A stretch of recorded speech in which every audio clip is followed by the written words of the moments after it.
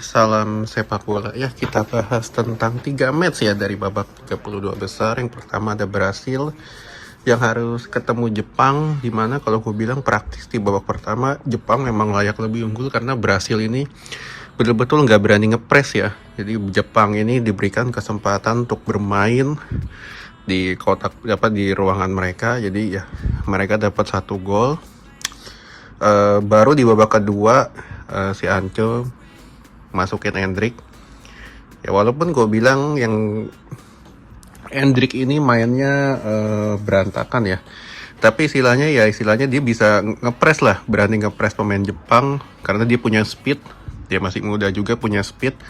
Dan itu yang membuat para pemain Jepang ini agak kaget. Ditambah perhatian pemain Jepang ini kan agak terbuka ya, ada Endrick dan Vinicius jauh lebih enak mainnya.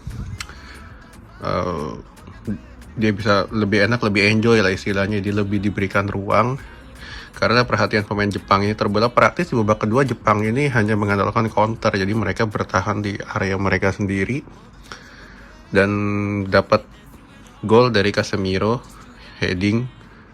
Lalu gol kedua di penghujung waktu dari Martinelli diarahin ke pojok. Ya seharusnya Brasil ini lebih layak menang 3-4-1 karena 2 kali bentur tiang, 1 kali kena back. Itu ya gue bilang kualitas Jepang memang belum bisa lah istilahnya untuk ke level 8 besar ya. Istilahnya 8 besar itu mereka masih sulit. Jadi ya level mereka memang dari tahun ke tahun masih tetap bertahan di situ. Itu bukan berarti mereka jelek, tapi belum waktunya untuk berkembang lebih untuk melangkah lebih jauh karena skuad mereka yang ada saat ini belum cukup levelnya ke situ. Yang kedua Jerman ketemu Paraguay. Ya, Jerman kelihatan kesulitan ketemu Paraguay yang punya mainnya lebih fisikal, pertahanannya cukup grendel.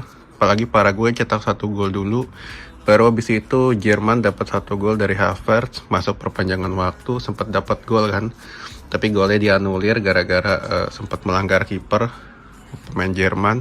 Ya, dan gue bilang ketika kita bicara adu babak penalti ini kan lebih ke mental ya. Kelihatan Walter Made ini kan nggak pernah dipasang, tiba-tiba diturunin untuk nendang adu penalti, nggak masuk pula. Jadi gue bilang ya Jerman juga gue bilang masih jauh lah dari kata mereka layak bermain ya, karena Kimmich pun juga bilang bahwa ya kita memang layak tersingkir karena kita lawan di babak grup A kita kesulitan. Lalu Belanda ketemu Maroko imbang 1-1.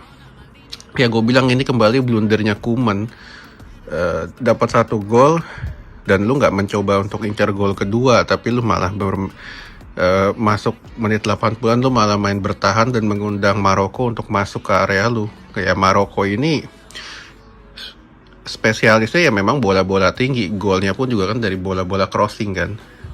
Dapat gol di situ dan ya gue nggak heran. Murni ini ya blundernya Koeman kembali di sini karena kemarin ketika lawan Jepang dia melakukan hal yang sama dan lawan Maroko dia melakukan hal yang sama. Ya ketika kita bicara adu penalti ya kemarin kembali kita bicara adalah mental ya. Di sini kalau gue bilang ya mentalnya Maroko jauh lebih tenang karena kipernya Maroko Bono ini jauh lebih berpengalaman ya di babak adu penalti ketimbang Verbruggen. Walaupun Verbruggen juga gue bilang bukan kiper jelek juga. Dibanding Piala Dunia 2022, Remco Pasveer ini jauh lebih bagus. Oke, jadi ya buat tim unggulan